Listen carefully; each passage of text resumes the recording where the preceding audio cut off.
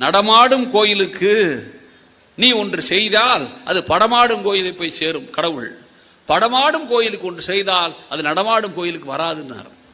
இது இன்னும் பேரழகோடு கிருபானந்த வாரியார் பேசினார் தமிழ்நாட்டு மேடைகளில். எனக்கு தெரிஞ்சு தமிழ்நாட்டு பேச்சாளர்களில் பெண்கள் அதிகம் கூடியது கிருபானந்த வாரியாருக்குத்தான். மறக்காதீங்க. வாரியார் சாமிகள் சொன்னார் கடவுளை பற்றிய கேள்விக்கு, எப்பா தெரிஞ்சுங்கடான்னார். என்னன்னு கேட்டாங்க, ஹெட்போஸ்ட் ஆஃபீஸில் போடுற தபால் சப்போஸ் ஆஃபீஸுக்கு வராது, ஆனால் சப்போஸ் ஆஃபீஸில் போடுற தபால் ஹெட்போஸ்ட் ஆஃபீஸுக்கு போகும்னு சொல்லி முடிச்சார் ஒரு கதை. உடனே மனிதனுக்கு செய்தது கடவுளை சேரும். இது அப்படியே குன்றக்கோட்டையிலார் வேற மாதிரி பேசுறார். இந்த ஆண்டு குன்றக்கோட்டையிலார் 100ஆம் ஆண்டு. மறக்காதீங்க, அடிகளாருக்கு. அடிகளார் சுவாமிகள் வேறு மாதிரி கதை சொன்னார். ஒரு முறை ஒரு பழனிக்கு பக்கத்தில் ஒட்டஞ்சார் பக்கத்தில் பெரிய வாழைத்தோப்பு. வாழைத்தோப்பில் நெரு வாழை ஒன்று பழுத்துருது. முருகன் வந்து கனவுல வர்றாரு அந்த தோட்ட சொந்தக்காரனுக்கு. ஏய், இன்னும் நிறைய தார் பழு தெரிஞ்சு பாட அனுப்பாமல் இருக்க, அனுப்பியா தார முருகன் சொல்லிட்டாரு. காலையில் பொழுது முடிஞ்ச உடனே அந்த கருப்பனை கூப்பிட்டே, கருப்பா இந்த தாரை எடுத்துகிட்டு போய் பழனி கோயிலில் பஞ்சாமிரத்துக்கு சாமி கொடுத்து வந்துடுறா அப்படிங்கிறார். கருப்பன் வழக்கமாக தூக்கிக்கிட்டு போகிறான் பழனி கோயிலுக்கு. போகிற வழில நல்ல பசி அவனுக்கு. பழத்தை 4 பிச்சை வந்து நின்றுட்டு அவன் போயிடுறான். போய் அர்ச்சகரை கொடுத்துட்றான். இது குன்ற அடிகளார் சொன்ன கதை. என் மேலே வந்துடுறாங்க சண்டைக்கு. போய் கொடுக்குறாரு. கொடுத்து பார்த்தா அர்ச்சகர் கண்டுபிடிச்சிடுறாரு 10 பழம் மிஸ்ஸிங். சாப்பிட்டது இவன் தான் அவனு தெரிஞ்சுக்கிட்டு அவனை கேட்காம ஃபோனை போட்டு, யோ வாழ் இருக்கான் பார், சரியான ஆளி அவன் கருப்பேன், வரும்போதே 10 பழத்தை தின்ட்டாயா, பார்த்துக்க அப்படின்ட்டாரு. நாளைக்கு வரட்டு நாய் உரிச்சிட்றேன் அவனை அப்படி நினச்சிக்கிட்டு முதலாளி தூங்க போகிறாரு. இன்னைக்கு கடவுள் வந்துட்டார் முருகன் கனவுல. ஓய் முருகா அப்படின்னார். ஏண்டா தாராடா கொடுத்து அனுப்பிச்ச? ஆமாம் முருகா, முழு தார் கொடுத்து அனுப்பிச்சேன். 10 பழம் தாண்டா என்கிட்ட வந்துச்சு, மிச்சம்லாம் எங்கடா போச்சு என்று கேட்கிறார் கடவுள் முருகன். உங்களுக்கு புரிஞ்சிருச்சா கதை? இப்போ அந்த ஏழை கருப்பன் சாப்பிட்ட 10 பழம் தான் முருகனை சேர்ந்த பழம் என்று அடிகளார் பேசியது ஆன்மீகம் இல்லையா? நான் தெரியாமல் கேட்குறேன். நம் தமிழ்நாடு ஆன்மீகத்தால் நிறைந்த நாடு, ஆனால் பாசிட்டிவான ஆன்மீகம். பாவம் புண்ணியம் பற்றி பேசுகிற ஆன்மீகம் இல்லது. நான் தெரியாமல் கேட்குறேன், பண்றது பாவம் செய்தவன் பாவம் அனுபவிப்பான் நான் பேச ஆரம்பிச்சிட்டிங்கன்னா நான் கேட்குறது பதில் சொல்லணும். பாவம் செஞ்சவன் பாவத்தை அனுபவிப்பான். அவனுக்கு உடல்நலம் இல்லாமல் போயிடுவான். அவன் கருப்பாக பிறப்பான், அழகு இல்லாத பொண்ணா பிறப்பா, வியாதியஸ்தனா பிறப்பான். நீ சொல்றதெல்லாம் உண்மை என்றால் அப்புறம் எதுக்குடா பாவத்தை மறைப்பதற்கு, பாவத்தை மறுப்பதற்கு நீ கோயிலுக்கு போய் எதுக்கு பரிகாரம் பண்ற? பரிகாரம் செய்வது சரி என்று ஒப்புக்கொண்டால் பாவம் தீரும் என்று பொருள். பாவம் தீராது என்றால் பரிகாரம் தவறு என்று பொருள். மறந்துடாதீங்க யாரும், பரிகாரம் தவறு என்று பொருள். நம் நாடு பாவங்களை மன்னிக்கிற நாடு. மறக்காத, பாவங்களை மன்னிக்கிற நாடு. நான் ஒரு கதை சொல்றேன் உங்களுக்கு. என் பேரன்னு சொன்ன மாதிரி சொல்றேன் உங்களுக்கு. கீரா ஒரு தோற்பதுன்னு கதை எழுதியிருக்கார். தோற்பது அப்படின்னு. இந்த பிள்ளைங்க நம்ம ஒன்று பசங்க, நம்ம ஸ்கூலில் படிக்கிற பிள்ளைங்க, என் பேரன் உங்கள் பேரன் எல்லா பிள்ளைகள் எல்லாம் எப்போ பார்த்தாலும் ஜெயிக்கணும் ஜெயிக்கணும் ஜெயிக்கணுங்கிறீங்கல்ல. பரீட்சை வச்சா ஜெயிக்கணும், நீச்சல் போட்டிக்கு போனால் ஜெயிக்கணும், ஓடுனா ஜெயிக்கணும், நடந்தா ஜெயிக்கணும், உட்காந்தா ஜெயிக்கணும். பிள்ளையே ஜெயிக்கிறதுக்கு பிறந்தது நினச்சிக்கிட்டு இருக்கோம்ல. இந்த கதையை கேளுங்க. ஒரு ஊரில் ஒரு முக்கியமானவர். இந்த கதையில் ஒரு பெரியவர், கொஞ்சம் வயசானவர். இந்த கதையை சொன்னதே கி ராஜநாராயணன், கு அழகிரி சாமி. காட்டினார்ல கு அழகிரி சாமி. அவர் 2 பேரும் உங்களுக்கு தெரியும்ல, ஒரே ஊரில் பிறந்தவங்க. கு அழகிரி சாமி கீராவும் ஒரே ஊரில் பிறந்தவங்க. இந்தியாவிலேயே ஒரு சிறு கிராமத்தில் பிறந்த 2 எழுத்தாளர்கள் சாகித்ய வாங்கினது கீராவும் கு அழகிரி சாமி தான். விட்டுருங்க. 2 பேரும் போய் அது பெரியவரை கேட்குறாங்க, யோ அண்ணே நீனு ரொம்ப நாளாக ஒரு விஷயம் சொல்கிறேன்னு சொல்லவே மாட்டேங்கிறிய அப்படின்னாங்க. என்னடா கேட்குறீங்க அப்படின்னாரு அவரு. அதானே அந்த பொண்ணு கதை, அது சொன்னேன் இன்னைக்கு அப்படிங்கிறாங்க. அவர் சொல்கிறாரு, டே அந்த பொண்ணு இன்னும் உயிரோடு இருக்காடா, அவளை பற்றி பேசுறது மரியாதை இல்லடா அப்படிங்கிற. அண்ணே நாங்கள் யார்ட்டி சொல்ல மாட்டோம், சொல்லுங்கள் விஷயத்தை அப்படிங்கிறாங்க. அவர் அப்போ ஒரு கதையை சொல்கிறார். சார் கௌடி சார் அந்த கதையை. அந்த ஒரு பொண்ணு இருக்கா. அந்த ஊரில் தனவந்தருடைய பொண்ணு. அவள் பெரிய வசதிமிக்க உயர் சாதிக்காரனுடைய பொண்ணு. அவள் சிறு வயசில் அந்த பொண்ணை ஒரு கிழவனை கல்யாணம் கொடுத்துட்றாங்க. கிழவன் சீக்கிரத்தில் செத்து போயிடுறான். அந்த பொண்ணு இப்போ விதவை ஆயிடுறா. விதவை ஆகிறதுனுடைய சிக்கல் உங்களுக்கு புரியுது இல்லை? ஏன் தெரியுமா? இந்தியாவில் சதியில் பெண்கள் போய் நெருப்பில் படுத்தா ஏன் தெரியுமில்ல? நீ எல்லாம் நினச்சிக்கிட்டு இருக்கீங்களா செத்து போன புருஷன் அப்படியே லவ் தாங்காமல் செத்து போயிட்டான்னு? இந்த நாய்கள்கிட்ட வாழ்றதை விட செத்துறது நல்லதுன்னு தான் பெண்கள் செத்தார்கள். மறக்காதீங்க, அதான் சதி. நீ வாய் பிறந்தா எப்படி சதி நடந்து ஆங்கிலேயர்கள் புத்தகம் எழுதியிருக்காங்க. இந்த சதி கொடுமையெல்லாம் சொன்ன நேரம் ஆகி போன, வேற எது பேசணும் இப்போ கேளுங்க, அது போயிட்டு போகுது. சொல்கிறா அந்த பொண்ணு வந்து இளம் வயதில் விதவையான உடனே அவளுக்கு உடல் சுகம்னா என்னன்னே தெரியாது, உடல் இன்பம் என்பது என்னவென்றே தெரியாமல் பொண்ணு இருக்கா. மன பிறழ்வுக்கு ஆளாகி ஹிஸ்டீரியா பேஷண்ட் ஆகி திடீர்னு சாமி அந்த மாதிரி கத்துவா, ஓன்னு கத்துவா. முதல்ல என்ன பண்ணுறாங்க, ஊரே அவளை பிடிச்சி உட்கார வச்சு கிணத்தடியில் தலையில் ஊற்றி ஊற்றி ஊற்றி ஆசுவாசப்படுத்தி விட்றாங்க. இதுவே ரொட்டீன் ப்ராக்டிஸ் ஆனவுடனே அவளை விட்டுறாங்க, பட சனியே இதே தொல்லை இவளோட. ஆனால் என்ன ஒன்று நடக்கும்னா, என்னைக்கு இவளுக்கு சாமி வந்து ஆடுறா பாருங்க ஹிஸ்டீரியா வந்து, அப்புறம் வேலை மாங்கு மாங்கு மாங்கு மாங்குன்னு செய்வா வீட்டு வேலையை. அதனால் வீட்டில் இருக்கிறவங்க சாமி வந்து தேவைலாம் நினைப்பாங்க, வேலை அப்படி செய்வா. இப்படி ஆகி போதா, அப்புறம் என்ன செய்ய ஆரம்பிச்சிட்டா, அந்த ஊரில் ஒரு காட்டு சாமி ஒன்று முனீஸ்வரன், அந்த கோயிலுக்கு ஓடுவா. ஓடி கொஞ்ச நேரம் அங்கேயே கடந்துட்டு அவளாக ஏஞ்சி வருவா. இது ரொட்டீன் ப்ராக்டிஸ் ஆகிட்டு இருக்கு அந்த ஊரில். கவனிக்க, இப்போ இந்த பெரியவர்கிட்ட ஊர் பசங்கள்லாம் சண்டைக்கு போகிறாங்க. யோ நானும் பார்க்குறேன், எப்போ பார்த்தாலும் சாமி இல்லை பேய் இல்லை அது இல்லை இதுலன்னு பேசி இருக்குல்ல, நீ மனுஷனாக இருந்தீன்னா எங்கள் ஊர் முனீஸ்வரன் இருக்கான்ல, ராத்திரி 12 மணிக்கு பேய் 50-60 பேய் வைக்க அலையும், நீ போய் ஒரு துண்டு எடுத்து அந்த ஆலமரத்தில் கட்டிட்டு வந்துரு ராத்திரி, நீ சொல்கிறதெல்லாம் நான் கேட்குறோம் அப்படிம்பாங்க. இவளே பேய் இல்லைன்னு சொல்கிறேன், வம்பு வராதீங்க பாரு, இல்லைன்னு சொல்கிறீல்ல போ அப்படிம்பாங்க. 500 ரூபா பந்தயம் கட்டிட்டு இவர் துண்டு எடுத்துக்கிட்டு அந்த முனீஸ்வர மரத்தில் கட்டுற ஐடியாவில் இருப்பார். முத நாளே என்ன செய்வார், கதை எக்ஸலண்ட்டான கதை. போய் நான் இன்னொன்று சொல்லிட்டு போயிடுறேன், நீங்கள் சரித்திர புத்தகம் எழுதுனதான் தம்பி எழுத்தாளர் உட்காந்துருக்காரு, ஒரு டாக்டர் புத்தகம் எழுதிடுறாரு, டாக்டர் படிப்பார். நல்லா ஞாபகம், பெரிய வால்யூம்ஸ் வருது, சரித்திர புத்தகங்கள் வருது. மாவீரன் அசோகன் படிக்கலாம், கிரேட் அக்பர் படிக்கலாம். நீ எல்லாம் படித்தா மன்னரை பற்றி தெரிஞ்சுக்குவீங்க. ராஜராஜ சோழன், ராஜேந்திர சோழன் அந்த கதையெல்லாம் விட்டுருங்க. என் புத்தகத்தில் கல்லணையில் கரியால் எழுதியிருக்கேன், அதை நீங்கள் படிச்சுப்பீங்க. இப்போது எனக்கு என்ன கேட்டீங்கன்னா, மன்னர்களை பற்றி அறிய சரித்திர புத்தகம் இருக்குது, சயின்ஸ் பற்றி அறிய அவங்க எழுதின புத்தகம் இருக்குது. எளிய மக்களை பற்றி அறிவதற்கு என்ன புத்தகம் இருக்குது? என்ன சார் புத்தகம் இருக்குது? அசோகர், அக்பர், கரிகால் சோழன், கனவ எல்லாரும் புத்தகம் இருக்குது. எளிய மனிதர்களை பற்றி தெரிந்து கொள்ள புத்தகம் இருக்கா? எனக்கு தெரிந்து எளிய மனிதர்களை தெரிந்து கொள்வதற்கான புத்தகம் இலக்கிய புத்தகங்கள் தான் என்பதை நீங்கள் அத்தனை பேர் மனசில் வச்சுங்க. அதான் அதனுடைய இடம். இப்போ நான் சொல்கிறது எளிய மனிதரோட வரலாறு தானே. சரின்னு முதல் நாளே போய் என்ன செய்வார், தடத்தெல்லாம் பார்த்துட்டு வருவார். ஏன்னா ராத்திரியில் நடக்க போகிறோம், பாதை லைட் இருக்காது, கை கல்காலில் முள்ளு குத்தி போடுன்னு பார்த்துட்டு வந்துட்டு, தம்பி நாளை போய் கட்டுறேன்டா அப்படின்றாரு. வேறு ஒரு ஆலமரத்தில் ஊரே படுத்து கிடக்கும். 12 மணி டான் டான் அவனை கையில் துண்டை கொடுத்துருவாங்க. இவர் போவார். இப்போ எங்கே, அந்த மரத்தை நோக்கி. கவனிங்கப்போ, ஒரு மரத்துக்கு போக கொஞ்ச நேரத்தில் ஓன்னு சவுண்டு வரும். இவருக்கு தெரியும் அந்த பொண்ணு கத்துறான்ட்டு. ஆஹா அவளுக்கு பேய் பிடிச்சிருச்சுரா சாமி அப்படின்னு நினச்சிக்கிட்டு இருப்பார்லங்க. ஒரு 10 நிமிஷம் கழிச்சு அந்த பொண்ணு ஜிங் ஜிங் ஜிங் ஜிங்னு வேக வேகமாக வருவா அந்த ஒத்தடி பாதையில். இவர் ஒதுங்கிடுவார். அந்த சாமி பிடிச்ச பொண்ணு, பேயாடின பொண்ணு வர்றா உள்ளார. ஒதுங்கின உடனே அவள் கிட்டக்கு வந்த உடனே சாரியை இறுக்கி டைட்டாக கட்டிக்கிட்டு கொண்டையை முடிச்சுக்கிட்டு இப்படியே சுற்றி முற்றி எல்லாரையும் பார்த்துட்டு, அந்த முனிசாமி இருக்கார்ல அதுக்கு பின்னாடி ஒரு சின்ன பிளாட்ஃபார்ம் இருக்கும், அதை நோக்கி போவா. இப்போ டக்குன்னு ஒதுங்கிடுவார். ஒரு 10 நிமிஷம் கழிச்சு அந்த ஊரில் இருக்கிற தலித் பையன் ஒருத்தன் அங்கு தோங்க இருப்பான், நாலு ஆள் சம்பிருப்பான். அவன் இதே மாதிரி வேட்டிக்கிட்டு டைட்டாக கட்டிக்கிட்டு அவன் வருவான். இவர் இன்னும் ஒதுங்கிடுவார். அந்த போய் அதே பின்னாடி போவான். பின்னாடி போய் கொஞ்சம் நேரத்தில் 2 ஆணும் பெண்ணும் ஓருயிராகி முயங்குகிற ஓசை வெளியில் கேட்கும். ஆதலினால் காதல் செய்வீர் மானிடரே, காதலினால் கதவி உண்டாம்னாலும் பாரதி. அந்த கலைவி நிகழும்ல, அந்த கலைவி நிகழ்கிற ஓசை ஒரு காதல் உள்ள பெரிய மனுஷன் மெல்ல ஒதுங்குவார். 2 பேரும் கூடி சந்தோஷமா இருந்துட்டு நேரம் கழிச்ச உடனே டக்குன்னு ஏந்திருப்பாங்க. முதல்ல அந்த பொண்ணு விறுவிறுன்னு போவா, பின்னாடி இந்த பையன் போவான்.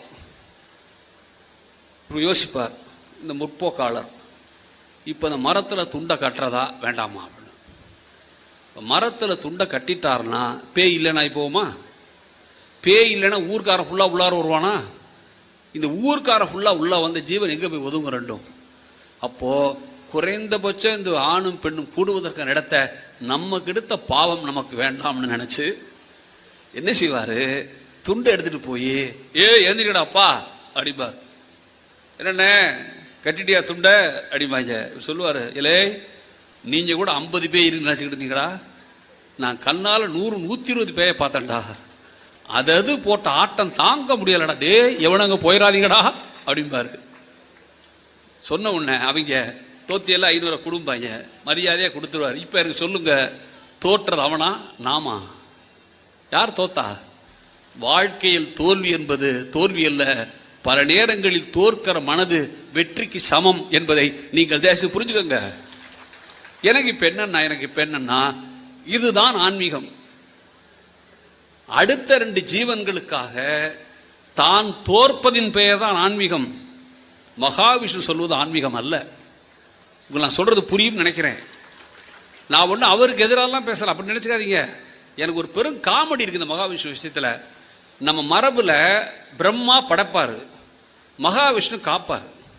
நம்ம ஊரில் தான் மகாவிஷ்ணு அழிக்கிற வேலையை பண்ணுறார். எனக்கு தெரிஞ்சது சொல்கிறேன். அப்போது கீராவோட இந்த கதை உங்களுக்கு புரிஞ்சிருச்சா? அப்போது தோற்பது கதை புரிஞ்சிருச்சா? நான் என் பேரன்ட்ட ஒரு நாள் இந்த குழந்தைகள் தானே என் பேரழகு என்பது என் பார்வையில் குழந்தைகள் தானே, எனக்கு என் பேரனை ஒரு நாள் டெஸ்ட் பண்ண நான் விரும்பினேன். தாதா கதை சொல்லு தாதா அப்படின்னு நான் என்கிட்ட சொல்கிறேன்டா அப்படின்ட்டு தி ராஜநாராயண ஜானகிராமனோட கதை ஒன்று சொன்னேன். நான் ஏன் இப்படி பேரெல்லாம் சொல்லிடுறதுன்னா, நாளைக்கு டக்குன்னு விரும்பினீங்கன்னா போய் வாங்கிட்டு வந்துடலாம். இப்போ சோத ஒரு கதை இருக்குது, தி ஜானகிராமனோட கதை. நான் என்னுடைய சேனலில் என்னுடைய யூடியூப்பில் அந்த கதை நான் சொன்ன கதை. அதனால தான் திருப்பி சொல்கிறேன். ஒரு ரயில்வே ஸ்டேஷனில், திருச்சி ரயில்வே ஸ்டேஷனில் ட்ரெயின் நிற்கிது. நல்லா கவனிக்க, குழந்தைகள் யார் என்று புரிந்து கொள்வதற்கு இதைவிட எந்த சப்ஸ்டான்சியலான ப்ரூஃபே இல்லை. ஒரு ட்ரெயின் நிற்கிது. ட்ரெயினில் ஒரு அம்மாவும் ஒரு பொண்ணும் உட்காந்துருக்காங்க. ஒரு ஐயாவும் ஒரு பையனும் வர்றாங்க. இந்த பையன் ஏறும்போதே அப்பா கிட்ட, அப்பா சாத்துக்குடி வாங்கி கொடுப்பா அப்படிங்கிறான். இவர் சொல்கிறார், இருறா வாங்கி தரேன், ஏன்டா அவசரப்படுற அப்படிங்கிறாரு. அவன் சொல்கிறான், அப்பா கோயம்புத்தூரில் மாமா வாங்கி தரேன்னு சொன்னிச்சு, கடைசி வரைக்கும் வாங்கி தரவே இல்லை. மாமா ஏன்ப்பா இப்படி இருக்கு அப்படிங்கிறான். இந்த மாதிரி சந்தர்ப்பத்தில் உடனே செஞ்சுருவோம், அவர் கஞ்சா பயடா அப்படி தானே இருப்பான்னு சொல்லுவோம்ல, அப்படி சொல்லிடாதீங்க. அப்படி சொன்னால் அதோட குழந்தை அந்த உறவை அறுத்துருவான். அது மாதிரி சொல்லப்படாது. சரி வாங்கி தராரு, வாங்கி தராரு. இந்த அம்மாவும் பொண்ணையும் பார்த்தா வித்தியாசம். அந்த அம்மா ரொம்ப பளபளப்பான பட்டு புடவை, வைர நகையெல்லாம் போட்டிருக்கு. பக்கத்தில் புள்ள ஒரு சீட்டி பாவாடை கட்டிக்கிட்டு ஒல்லியா பரிதாபமா ஏழை மாதிரி கம்ப்ளீட்டாக இருக்கு. ஒரு புள்ள பாவமாக இருக்குது. யோசிக்கிறார் இவர், 2 டேலி ஆகல. இந்த அம்மா இருக்கிற பளபளப்புக்கு அந்த புள்ள இருக்கிற தன்மை ஒன்றும் சரியாக வரலையே அப்படின்னு நினச்சிக்கிட்டு பேச்சு கொடுப்பார். என்னம்மா எந்த ஊருக்கு போகிறீங்க அப்படிம்பார். அந்தம்மா சொல்லுவோம், நாங்கள் மயிலாடுதுறை போகிறோங்க அப்படிங்க. மயிலாடுதுறையா, எங்கே போறீங்க அப்படிம்பார். அது எங்கள் ஜட்ஜு ஒருத்தர் கல்கட்டாவில் இருக்கார், எங்கள் ஊர் ஜட்ஜு. அவர் வீட்டில் வேலை பார்க்குறது ஆள் இல்லைன்னு சொன்னார். அதனால் இந்த பிள்ளைய வேலைக்கு கூப்பிட்டு போகிறேன் அப்படியும். யார் இந்த பச்சை பிள்ளையவா? ஏன் பாப்பா உனக்கு என்னடா வேலை தெரியும் அப்படி மாதிரி ஒரு அந்த பொண்ணு அது வரைக்கும் சிரிக்காமல் உட்காந்துருந்த பிள்ளை என்ன வேலை தெரியும்ன உடனே, நான் தண்ணி இறப்பேன், மாவு அரைப்பேன், அப்புறம் குழந்தைய பார்த்துக்குவேன், பால் காய்ச்சுவேன், தோசை மாவு கரைப்பேன், தோசை ஊற்றுவேன், வரிசையாக 10 வேலை சொல்லுவாள். இந்த வேலையை சொல்ல சொல்ல சொல்ல இந்த ஆளுக்கு கண் அப்படியே கலங்கும். யார் பெற்ற பிள்ளையா இருந்தா என்னையா, ஒரு பச்சை மண்ணு வீட்டு வேலை செஞ்சு செத்துச்சுன்னா அதை கேட்க காது வருமா ஒருத்தனுக்கு? இவர் அப்படியே மனசு கலங்கி போய், அடோ பாவமே இவ்வளவு வேலையாமா நீ செய்வ அப்படின்னு ஒரு பரிதாபப்படுவார். வண்டி புறப்பட்டுரும். வண்டி போய் இப்போ தஞ்சாவூரில் நிற்கும். இந்த பையன் கையில் சாத்துக்குடியோட இருப்பான். அந்த பையன் அதை மறந்துடாது, கதை கிளைமேக்ஸே சாத்துக்குடி தான். நிற்பான். வண்டி தஞ்சாவூர் உடனே இவர் என்ன செய்வார், தம்பி ஏதாவது சாப்பிட்றியாடா அப்படிம்பார். சாப்பிட்றப்பா அப்படிமா. இவர் அம்மா இந்த பொண்ணை அனுப்பங்கம்மா, நான் டிஃபன் வாங்கி தரேன் அப்படிம்பார். அதில் வேணாங்க அப்படிம்பா. ஏம்மா இப்போ ஓம் பிள்ளை மாதிரி பேசுகிற, நீ வேலைக்கு தானே கூப்பிட்டு போகிற, விடுமா நான் சாப்பாடு வாங்கி தரேன். போய் தஞ்சாவூர் பஸ் ஸ்டேஷனில் இறங்கி அங்கே இந்த கேன்டீன் இருக்குல்ல, ரயில்வே கேன்டீன், அதில் உப்புமா வாங்கி கொடுப்பார். இன்றைக்கி அந்த உப்புமா தான் விட்டுருக்காங்க, அதை விட்டுருங்க. பல ஸ்டேஷனில் எவனும் எதையுமே மாற்றலை, விட்டுருங்க. என்ன செய்வார், போய் உப்புமா வாங்குவார். ரொம்ப பிரமாதமான கதை. உப்புமா வாங்கும்போது உப்புமா சூடாக இருக்கும். இந்த குழந்தை என்ன பண்ணுவான், சின்ன பையன் ஒரு ஸ்பூன் எடுத்து டப்புன்னு வாயில் போட்டுருவான். போட்டால் வாய் வெந்துரும்ல, விளான்னு துடிப்பான். இவர் ஓடுவார் தண்ணி எடுக்கிறதுக்கு பைப்பில் பிடிக்க. அதுக்குள்ள அந்த பொண்ணு என்ன பண்ணுவா, ஜீனி இருக்குல்ல, அது ஒரு ஸ்பூன் எடுத்து வாயில் அப்படி டக்குன்னு போட்டுருவா. ஜீனி வாயில் போட சூடு ஆறிடும், தெரியுமா உங்களுக்கு? தெரியும்ல. அந்த பொண்ணுக்கு தெரிஞ்சு அப்பனுக்கு தெரியல, அதான் பிரச்சனை. இவனுக்கு அப்படியே கொள்ள ஆசாய் போச்சா, என்ன இன்டெலிஜென்ட் கேர்ள் இன்னைக்கு பாணியில் என்ன இன்டெலிஜென்ட் கேர்ள் அப்படின்னு நினச்சிக்கிட்டு வாரி அணைச்சிக்கிட்டு உட்கார்ந்த உடனே 2 ரூபா பணத்தை கொடுத்து, பாப்பா நீ வச்சுக்கடாது செலவுக்கு. அந்த அம்மா வேண்டாங்க. இப்படி போய் சார் கதை கொஞ்சம் நல்லா இருக்கும். இப்போ கும்பகோணத்தில் இவங்க இறங்கணும். நல்லா புரிஞ்சுங்க, யாரு இந்த அப்பாவும் மவனும் ஆரஞ்சு பழமும் கும்பகோணத்தில் இறங்கணும். சாத்துக்குடியும் இறங்கி அப்பாவும் பையனும் சாத்துக்குடியோட தம்பி போயிட்டாங்கடா என்று கதையை நான் முடிச்சிட்டேன். நல்லா கவனிங்க இந்த கதையை. கும்பகோணம் ஸ்டேஷனில் வண்டி நின்றுச்சுரா, சாத்துக்குடி எடுத்துக்கிட்ட பையன் இறங்குனாண்ட அப்பாவோட, அப்பாவும் பையனும் போயிட்டாங்கடா இது பேரண்ட கதையை சொல்லி முடித்த உடனே என் பேரனை கேட்டான், தாத்தா அந்த அண்ணன் அந்த அக்காவுக்கு ஆரஞ்சு சாத்துக்குடியை கொடுக்கலையா தாத்தா அப்படின்னு கேட்டான். அந்த அண்ணன் அந்த அக்காவுக்கு சாத்துக்குடியை கொடுக்கலையான்னு கேட்டான் பாருங்க. நான் அப்படியே மிரண்டு போயிட்டேன். ஏன்னா அந்த கதையோட கிளைமேக்ஸில் ஜானகிராமன் பிளாட்ஃபாரத்தில் இறங்கி போகிற அப்பா பார்த்து புள்ள சொல்லுவான், அப்பா இந்த சாத்துக்குடியை அக்காட கொடுத்துட்டு வருமான்னு கேட்பான். டேய் என்னடா குடுறா அப்படிப்பார் அவரு. கொடுத்த உடனே அது வரைக்கும் சேஷால நடத்தி கூட்டிகிட்டு போன அந்த அப்பன் புள்ளி அப்படியே வாரி அணைச்சு கூட்டிகிட்டு போனது கதை முடிச்சிருப்பான். எனக்கு வந்து அதிர்ச்சி என்ன தெரியுமா? மருத்துவர்களாக உட்காந்துருக்கிறீங்க, மருத்துவர்களாக உட்காந்துருக்கீங்க. என்ன அதிர்ச்சி தெரியுமா? 1956 ஜானகிராமன் மலர்ச்சி என்கிற இந்த கதையை எழுதும்போது சொன்ன கிளைமேக்ஸை ஜானகிராமன் என்ற பெயர் கூட தெரியாத பேரன் எப்படி சொன்னான்? நான் கேட்குற கேள்வி சரிதானே சார்? ஜானகிராமன் என்கிற மிக உயர்ந்த எழுத்தாளன் சொன்ன ஒரு கதையின் கிளைமேக்ஸை ஜானகிராமன் என்ற பெயர் கூட தெரியாத என் பேரன் அந்த கிளைமேக்ஸ் எப்படி சார் சரியா சொன்னா? புரிந்து கொள்ளுங்கள், உலகத்தில் எழுத்தாளனோ குழந்தையோ அவன் எவனாக இருந்தாலும் மனிதம் என்பது எல்லோருக்கும் ஒன்றுதான் என்பதை நீங்க மனசுல வச்சுங்க. இந்த நாட்டில் நடந்து கொண்டிருக்கிற அவலமே இந்த மனிதத்தை கொன்று புதைப்பது தான். இந்த புத்தகங்கள் செய்வதே இந்த அவலங்களிலிருந்து மக்களை மீட்பது தான். மறக்காதீங்க. நான் நிறைவான் கேட்டு போனேன் உங்களை, உலகம் முழுது ஆசிரியரை கொண்டாடுறா, நீ ஏதோ தமிழ்நாட்டில் தான் பேசணும்னு நினச்சிட்டு இருக்காது. ஆசிரியர் தினம் உங்களுக்கு படிச்சிங்களா? நீங்கள் இப்போ ஜப்பானில் ஆசிரியர் தினம் கிடையாது தெரியுமா உங்களுக்கு? ஜப்பானில் டீச்சர்ஸ் டே கிடையாது. ஒரு நம்மால் போய் கேட்டான், நாங்கள் தானே செப்டம்பர் 5 ஆசிரியரை வச்சு டம் டம் டம்னு கொண்டாடிட்டு இருக்கோம், நீங்கள் ஏன் கொண்டாடுறதில்லன்னா? ஜப்பான் பண்ண கையை பிடிச்சாங்க, வா என்னோட கூப்பிட்டு போனான். ட்ரெயினில் கூட்டம் நெறிஞ்சு வழியுது. இவன் போனா இருப்பாருங்க, அவனை பார்த்துட்டு 2 பேர் ஏந்திரிச்சு சார் உட்காருங்க அப்படிங்கிறான். இப்போ நம்ம நாள் என்னடா விஷயம்னு பார்த்தா டீஷர்ட்டில் டீச்சர்னு போட்டிருக்கான். டீச்சருங்கிற பார்த்த உடனே 10 பேர் ஏந்திரிச்சு உட்காருங்கன்றான் ஜப்பானில். ஒரு ஷாப்பிங் மாலில் டீச்சர் ஷாப்னு போடுறான். ஆசிரியர் மட்டும் போய் பொருள் வாங்குற கடை, அங்கே விலை குறைச்சலா கொடுக்குறான் ஆசிரியருக்கு. நீங்க ஜப்பான் முழுதும் ஆசிரியரை கொண்டாடுறாங்க. அந்த பொண்ணு சொன்னா, இப்படி வாழ்க்கையில ஒவ்வொரு இடத்திலும் ஆசிரியரை கொண்டாடுவதா நாங்க தனியா டீச்சர்ஸ் டே செலிப்ரேட் பண்றது இல்லை என்று பதிலை ஜப்பான்ல சொல்றான். நான் ஒரு ஜப்பான் படம் பார்த்தேன், அற்புதமான படம், ரெட் சல்யூட் மை டீச்சர் என்ற படத்தோட பேரு. ஒரு கிளாஸ் ரூம்ல ஒரு புள்ள ரொம்ப குறும்புத்தனம் பண்றான், வாழ்த்தனம் பண்றான். ஒரு பையன் டீச்சரால பாடமே நடத்த முடியல. டே கொன்றுவேன் போடா அப்படிங்கிறாங்க. கொல்லு பார்ப்போம் அப்படிங்கிறான் அவன். கடைசியில் எழுந்திரிச்சு அம்மா ஏய் படா கிளாஸ் உள்ள படா அப்படிங்குது. போடான்னு சொல்லிட்டு கிடுகுடுன்னு இப்போ ஜம்முன்னு போய் நின்று வேடிக்கை பார்க்குறான். டே என் கண்ணை முழிக்காத போடுறான். நேராக ஹெட்மிஸ் அந்தமாக போச்சு, நேரம் இல்லை சொல்ல.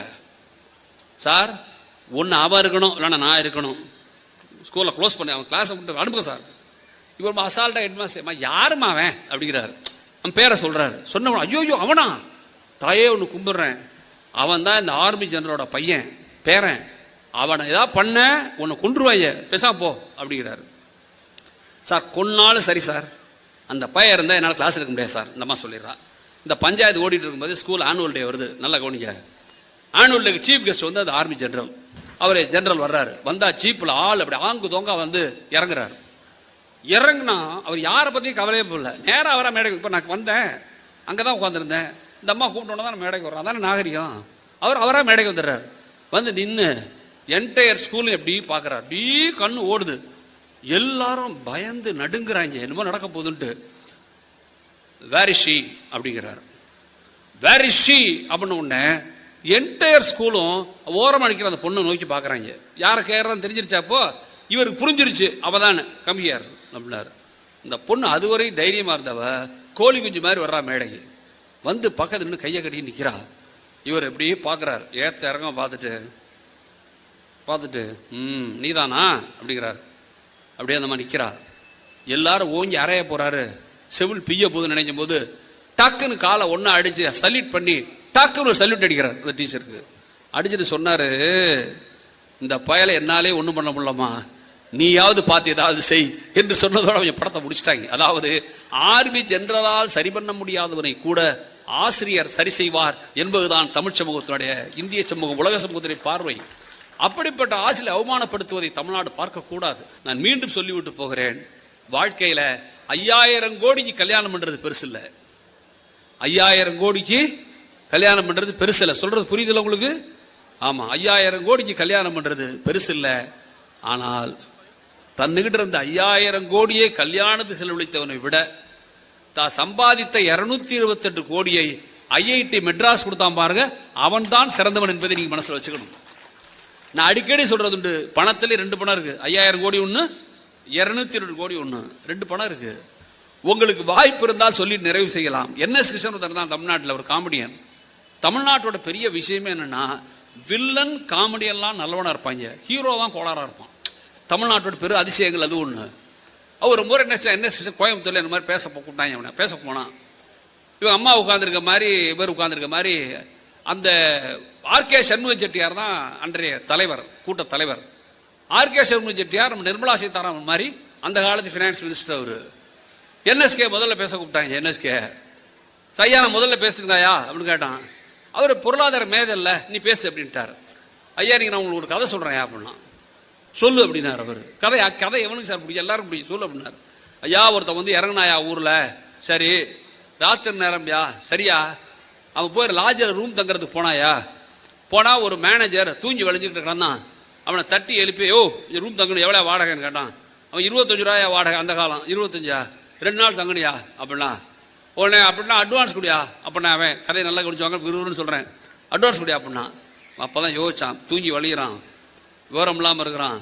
நம்மக்கிட்ட செல்லாத 100 ரூபா நோட்டு ஒன்று இருக்குது, அதை எடுத்து கொடுத்துட்டோம்னா கதை முடிஞ்சிருச்சுட்டு 100 ரூபாய் எடுத்து கொடுத்தான், வச்சுங்க அட்வான்ஸுன்னு. தூக்க கழகத்தில் டப்புன்னு உள்ளார போட்டு போய் படுத்துக்கான்ட்டான் அவன்.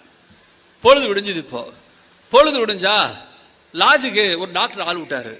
ஏய் உங்கள் அம்மாவுக்கு வைத்தியம் மாதிரி 100 ரூபா பெண்டிக்கிறியா அப்படின்னா. இந்த 100 இருக்குல்ல, செல்லாத 100 எடுத்து அவன்கிட்ட கொடுத்தான் அவன். இப்போ டாக்டரு வாங்கிட்டு போயிட்டார் லாட்ஜிலேருந்து. டாக்டரு மளிகை கடைக்காரன் ஆளை விட்டான். ஏய் உன் பொண்ணுக்கு தலை சுத்தாலும் மளிகை ஜாமான் 100 ரூபா பாக்கியான்னா. இந்த 100 இப்போ அவன்கிட்ட போயிடுச்சு. இப்போ லாட்ஜுக்காரன் அவனுக்கு ஆளை விட்டான். ஓய் வந்து தங்கினதில் 100 ரூபா பெண்டிக்கிறியா, முதல்ல வேண்ட சொன்னார். 100 இருக்குல்ல, அது இவன்ட்டு வந்துருச்சு. இப்போ பொழுது விடியுது, வந்தான் ரெக்கேட் பண்ணுறதுக்கு. வந்த வேலை முடிஞ்சிருச்சு, கிளம்புறேன் அப்படின்னா. கிளம்பு அப்படின்னா. பேலன்ஸை கொடுயா, 100 ரூபா கொடுத்துட்டு 25 75 கொடு அப்படின்னா. என்கிட்ட சில்லற இல்லை, நீ 25 கொடு, 100 தரேன் அப்படின்னா. புரியுதா கதை உங்களுக்கு? 25 கொடு 100 தரேன்னா. இவன் சரின்னு நினச்சி 25 கொடுத்தான் சார். இவன் கொடுத்தா பாரு 100 ரூபா, அதே இவன் கைக்கு வந்துருச்சு. இப்போ இந்த கதையை முடித்தான் என்எஸ்கே. பார்த்தான் நோட்டவன், சனியை விருதுப்பட்டி சனியை விளைய விட்டு போகிறான்ல, அந்த மாதிரி நோட்டை தரன்னு கிழிச்சான். அவன் கிழிச்சு தூக்கி போட்டான். தூக்கி போட்டு என்எஸ்கே கேட்டான், ஆர்கே சண்முக செட்டியார, ஐயா பொருளாதார மேதை அவர்களே, இந்த நோட்டை கிழிச்சது சரியா தப்பா அப்படின்னா. அவர் சொன்னார் சரிதான் அப்படின்னாரு. என்ன நொறி? ஏன் சரி? நான் செல்லாத நோட்டு தானடா அப்படின்னாரு. ஏன் சார் செல்லாத நோட்டுங்கிறது உண்மையானா? டாக்டர் கடை 100, லாட்ஜ் கடை 100, மளிகை கடைக்கார கடை 100, 3 100 ரூபாய் கடனை எப்படி ஒரு செல்லாத நோட்டு சமாளிச்சதுன்னு கேட்டான். கேட்டவன பொருளாதாரம் எதை சொன்னார்? அதான்டா வேல்யூ ஆஃப் ருபி அப்படின்னார். எழுதி வச்சுக்க, செல்லாத நோட்டே கடன் தீர்க்கும் என்றால் செல்லும் நோட்டு எல்லாவற்றையும் தீர்க்கும். நண்பர்களே, ஆன்மீகத்தில் 2 உண்டு, பணத்தில் 2 உண்டு, வாழ்க்கையும் 2 உண்டு. சின்ன சின்ன குழந்தைகளெல்லாம் நிறுத்தி, எல்லாம் 3ஆவது நாளாக படிக்கிற பையன் நல்லா கவனிச்சுங்க, நிறுத்தி உங்களால் எந்த டீச்சரை ரொம்ப பிடிக்கும்னு கேட்டாங்க. ஒரு 8 பேரை கேட்டதில் 6 பசங்க எங்களுக்கு அழகா இருக்கிற டீச்சரை பிடிக்கும்ட்டாங்க. எங்களுக்கு அழகா இருக்கிற டீச்சரை பிடிக்கும்னு ஒன்னே இப்போ கேட்டவன் கிறுகிறுத்து போச்சு தலைப்பவனுக்கு. சரி ஸ்கூலில் ரெக்ரூட் பண்ணுறதுன்னா ஸ்ரேயாவையும் ஸ்னேகாவையும் ரெக்ரூட் பண்ண முடியும். இப்போ ஏன்னா பையன் என்ன சொல்லிட்டான், அழகா இருக்கு டீச்சரை அப்படின்ட்டான். இந்த நேரத்தில் தான் ஒரு பாலஸ்தீன கதை ஒன்று வந்துச்சு. என்ன கதைன்னு கேட்டால், ஒரு ராஜா குதிரை ஏறி காட்டுக்கு போகிறான். நடு காட்டு குதிரை போகும்போது ஒரு குழந்தை நின்று அழுதுகிட்டு இருக்கு. ராஜா கேட்குறான், ஏமா அழுகுற அப்படிங்கிறான். அந்த குழந்தை சொல்லி எங்கள் அம்மாவை காணும் ராஜா அப்படிங்குது. ராஜா யோசனை பண்ணி, பச்சை பிள்ளையாருக்கு பாவமாக இருக்கேன்ட்டு, நான் தான் ராஜா இந்த ஊருக்கு, வா உங்கள் அம்மாவை கண்டுபிடிச்சாரன்னு கூப்பிட்டான். கூப்பிட்ட உடனே குழந்தை குதிரையை ஏற்றிட்டு வந்தான், அரண்மனைக்கு கூப்பிட்டு வந்தான். அரண்மனைக்கு வந்து ராஜா பிஸ்கட் கொடுத்தான், பால் கொடுத்தான், எல்லாம் கொடுத்தான். குழந்தை அழுகையே நிறுத்தலை. அப்புறம் டிவியை ஆன் பண்ணி நீங்கள் இப்போ ராஜா காலத்து டிவின்னு எனக்கு கேட்கக்கூடாது, கதையில் எல்லாமே வரும். டிவி ஆன் பண்ணி சோட்டா பீம்லாம் காட்டினான். குழந்தை அழுக மெல்ல நின்றுச்சு. சரி பாப்பா, உங்கள் அம்மாவை கண்டுபிடிச்சி தரேன், உங்கள் அம்மா எப்படி இருப்பாங்கன்னு சொல்லு அப்படின்னா. குழந்தை அப்படி அசால்ட்டாக ராஜா பார்த்துட்டு, ராஜா எங்கள் அம்மா ரொம்ப அழகாக இருப்பாங்க அப்படின்னுச்சு. ராஜாவுக்கு இது விஷயமே புரியலை. அழகை வேணால் டிஃபைன் பண்ண முடியுமா சார்? அழகை உங்களால் டிஃபைன் பண்ணவே முடியாது. அதனால தான் உமர் கய்யாமுடைய கவிதையில், சலீம்கிட்ட பேசுகிற கவிதையில், என்னடா இவ்வளோ போய் இவ்வளோ காதலிக்கிறேன் எப்போ பார்த்தாலும், ஆமாம் ஒரு சரியான கருப்பி அவ்வளோ போய் காதலிக்கிறேன்பா. லைலாவை மஜ்னு சொன்னதான பதில் எழுத ஒரு முறையாம், தந்தையே மஜ்னுவின் அழகை தரிசிக்க வேண்டுமென்றால், லைலாவின் அழகை தரிசிக்க வேண்டுமென்றால் உனக்கு மஜ்னுவின் கண்கள் வேண்டும் என்ற கவிதையை பிடிப்பான். மஜ்னுவால தான் லைலாவை காதலிக்க முடியுங்கிறது விடுங்க. இப்போ கதைக்கு வாங்க. அம்மா அழகாக இருப்பாங்கன்னு ராஜா என்ன யோசிக்கிறான், சே பச்சை புள்ள ஏதோ தெரியாமல் சொல்லுதுன்ட்டு, ஏய் அந்த பொண்ணை கூட்டுவாங்கடா அப்படிமா. அரண்மனையை ஒரு பொண்ணை கூட்டு நிறுத்துவாங்க. சொல்லு உங்கள் அம்மா இப்படி இருப்பாங்களா அப்படிமா. குழந்தை பார்த்துட்டுல, ராஜா எங்கள் அம்மா இதை விட அழகு அப்படிங்கும். ஏய் இன்னொரு பொண்ணை கூட்டுவாங்கடா அப்படிமா. இன்னொரு பொண்ணு வரும், இப்போ சொல்லு அப்படிமா. ராஜா எங்கள் அம்மா இதை விட அழகு அப்படிங்காது. பட்டத்திராணியாக கூட்டு வருவாங்கப்பா. இப்போ ஃப்ரெண்ட் ஆகிடும் குழந்தை ராஜாவுக்கு. அசால்ட்டா இப்போ உங்கள் அம்மா இப்படி இருப்பாங்களா அப்படிமா. ராஜா திருப்பி சொல்கிறேன், எங்கள் அம்மா இதை விட அழகு அப்படிங்கும். இப்போ ராஜா வேற ஒரு டென்ஷனுக்கு ஆளாயிடுவான். என்ன டென்ஷன் அது? பட்டத்திராணியை விட அழகான பொம்பளை எப்படா வெளியே இருக்காங்கிறது அவனுடைய பிரச்சனை. உங்கள் கதை புரியுது உங்களுக்கு? ஓ இந்த நேரம் பார்த்து அவன் வாயிற்காவோன் இருப்பான்ல, வாயிற்காவோன் செக்யூரிட்டி அப்படி சொன்னால் இப்போ இருக்கிற பிள்ளைக்கு புரியும். செக்யூரிட்டி ஓடி வந்து, ராஜா வாசலில் ஒரு அம்மாவுக்கு பிள்ளைய காணுமான்ட்டு வந்து நிற்கும். ராஜா யோசிப்பான், இங்கே ஒரு அம்மாவுக்கு புள்ள இல்லை, பிள்ளைக்கு அம்மா இல்லை, உள்ளாரடா டாலி பண்ணால் ஒரு பொண்ணு வருவாயா, கண்ணங்க ரேர்னு கருப்பா, மூஞ்சியெல்லாம் அம்மத்தில் போட, நட வேற சவக்கிட்டு, முடியெல்லாம் செம்பட்டையா குட்டையா, பார்க்கவே பரிதாபம் ஒரு அம்மா உள்ளார ஒல்லியாக வருவா. ராஜா டென்ஷன் ஆயிடுவான், யாரா உள்ளார விட்டது அப்படின்னு. ஆனால் அந்த அம்மா உள்ளார வரும். இந்த அம்மாவை அவலட்சணமான அம்மாவை பார்த்த உடனே குழந்தை ஓடி போய் அம்மான்னு கட்டி பிடிச்சிடும்.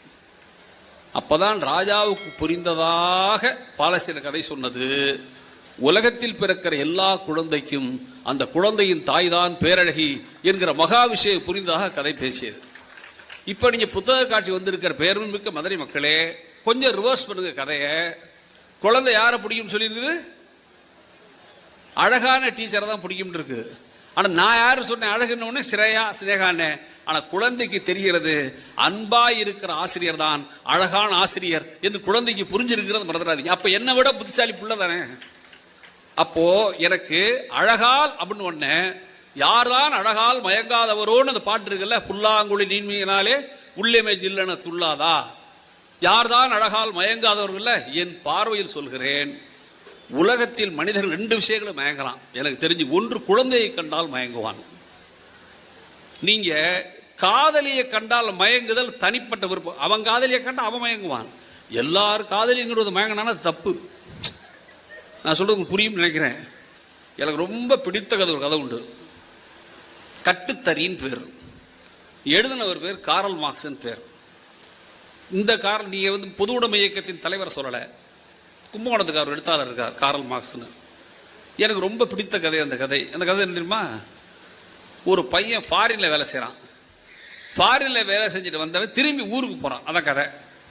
நீங்கள் இந்த ஃபாரினில் வேலை செஞ்சுட்டு ஊருக்கு திரும்பி வேலைக்கு போகிறவனை கவனிச்சு பார்த்தீங்களா? வீட்டில் ஆள் இருப்பாங்களா? அப்படி ஃபாரினில் வேலை செய்வான், இங்கே வந்திருப்பான் அம்மா அப்பா பார்க்க. திரும்பி ஊருக்கு புறப்படுவாங்க. புறப்படுற ஒரு வாரம் ஃபுல்லாக திராசோடையே திரிவாங்க. பார்த்தீங்களா? நீங்கள் ஒன்று நிறுத்துக்கிட்டே இருப்பாங்க. அது இத்தனை கோலாவா, 39, 22 நெட்டை தட்டி அந்த ஃப்ளைட்டில் எவ்வளோ ஏற்றுறான், இந்த பார்த்துக்கிட்டே இருப்பீங்க. அப்படி நிறுத்துக்கிட்டு ஜாமான் ஃபுல்லாக நிறுத்துக்கிட்டு இருப்பாங்க. வீட்டில் வாசலில் ஒரு குரல் கேட்கும். வாசலில் தங்கச்சி அப்படின்னு குரல் கேட்கும். இவன் அம்மா என்ன செய்வாட்டே, யாருன்னு பாடுற வாசலில் குரல் கேட்குது அப்படியே பாய் பார்த்தா ஒரு வயதான கிழவர் நின்றுட்டு இருப்பார். ஒரு அப்படியே இந்த பையன் அசப்பில் பார்த்தா, ஆஹா இவரா, ஆள் இப்படி மாறி போயிட்டாரு நினச்சிக்கிட்டு, அம்மா நம்ம மாட்டுக்கார தாத்தா வந்திருக்காருமா அப்படிமா. மாட்டுக்கார தாத்தாவா, உட்கார சொல்கிறா அவரை. அந்த அவர் கிழவர் வந்து உட்காருவார். தஞ்சை மாவட்ட கதை. அதனால கீழே உட்காந்துக்கிட்டு வெத்து உடம்பு நல்ல சிவப்பாக இருக்கிறவன் வெயிலில் காஞ்சி ஒரு பழுப்பாவாங்கல்ல, அந்த பழுப்பு கலரில் உட்காந்துக்கிட்டு மடியில் வந்து வெத்தலை எடுத்துட்டு துடைப்பார். இந்த வெத்தலையை துடைக்கிற அழகு இருக்குல்ல, அது பேரழகு. நீங்கள் இந்த சிகரெட் குடிக்கிறவன் தட்டுறது, வெத்தலை பாக்கு போடுறவன் துடைக்கிறதெல்லாம் பார்க்க ரொம்ப அழகாக இருக்கும். அப்படியே அடைச்சது நரம்பெல்லாம் எடுத்துட்டு சுண்ணாம்பு தடவி வெத்தலை போட்டுருப்பாரு. இப்போ போய் தாத்தா வாங்க தாத்தா அப்படிம்பான். அவரே நீனாடா தம்பி எப்படா வந்த நீ அப்படிம்பாரு. சொல்லுவான், டேய் என்னடா ஊர் புறப்பட்டியாடா அப்படிம்பாரு. நாளைக்கு போகிறேன் தாத்தா, நாளைக்கு ஃப்ளைட்டு அப்படிமா அப்படி சொல்லிக்கிட்டு இருப்பாங்க. அப்பா எங்கடா தம்பி, கதை நல்லா கேட்டுங்க, அப்பா எங்கடா தம்பிம்பாரு. தாத்தா அப்பா அந்த பின்னாடி மாமரத்து படுத்துருக்காரு தாத்தா அப்படிமா. சரி உங்கள் அப்பா நான் பார்த்துட்டு வரேன் அப்படின்ட்டு அப்படி போகிற ஒரு வீட்டுக்கு பக்கத்தில் ஒரு சார்பு போட்டிருப்பாங்க.